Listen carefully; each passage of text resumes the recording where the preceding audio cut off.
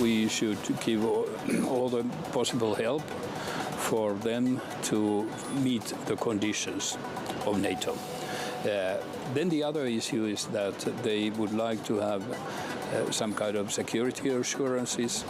We know that in G7 group, they are also discussing on that. We will get more information in a couple of days from G7 too.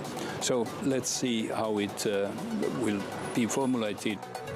Major breakthroughs coming at the NATO summit. Turkey agreeing to back Sweden's membership bid. Secretary General Jens Stoltenberg saying he will push a fast track for Ukraine, as G7 leaders on the sidelines are set to negotiate over further bilateral security agreements. Meanwhile, the President, Zelensky, slamming NATO for a lack of a clear timeline and forceful tone.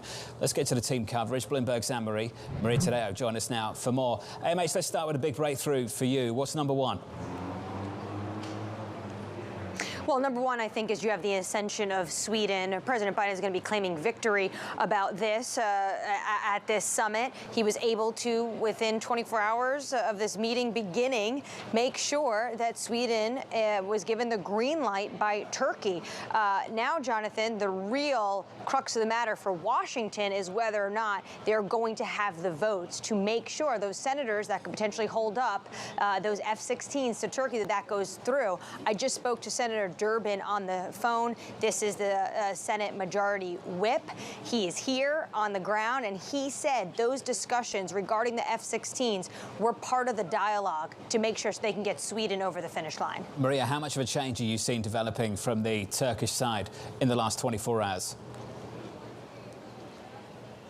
He certainly is the man of the moment. And Jonathan, we should always stress, when it comes to President Erdogan, he plays and speaks to multiple audiences. Obviously, he keeps an eye back home. He always wants to project that he is strong. Yesterday, he was the man of the hour. Every camera, every reporter was on Erdogan. That is what the Turkish people see. This is a leader on the international stage that is cutting deals. Then obviously, we know there's a situation with the F-16s. Now, the Americans will say they're not connected, but in the eyes of the Turks, they are very much connected. And then, of course, you have the international community, potential investments. We know that Turkey wants to perhaps present itself as now a country that is willing to play more by the book. This shows that Erdogan is constructive. And also, in particular, when it comes to Sweden, you also have the religious aspect of this. We know that faith is a crucial point for President Erdogan. He also speaks to the Muslim world. And yesterday, again, he was clear that issues like burning the Quran, he does not approve of. And Turkey will have to keep an eye on Sweden as to whether or not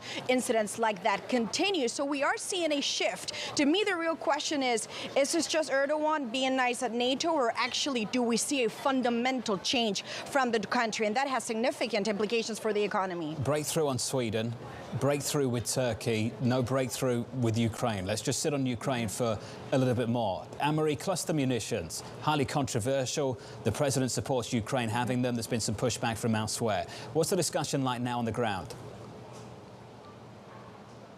Well, pushback from countries that are here, part of the NATO alliance, like individuals that have signed, these countries that have signed up to a convention to make sure that cluster munitions are not used. Because, Jonathan, if they do not explode on use, they could potentially explode years later when a war or conflict has ended. And that is why a number of countries, you've heard from likes of Germany, Italy, France, these countries have signed up to that convention to not use them.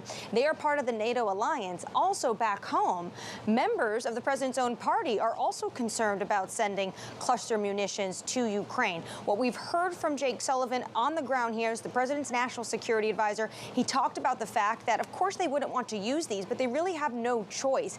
Given the fact that Russia is using these cluster munitions, when they talked about the dud rate, the fail rate of Russia's, they say it's about 40 to 60%, and they would not be sending anything like that to Ukraine, where they say the U.S. cluster munitions have a dud rate of less than 2.5%, Jonathan. So they think, given that this is a counteroffensive and given that they want to support Ukraine, that now is the time to do it. Maria, just a final one.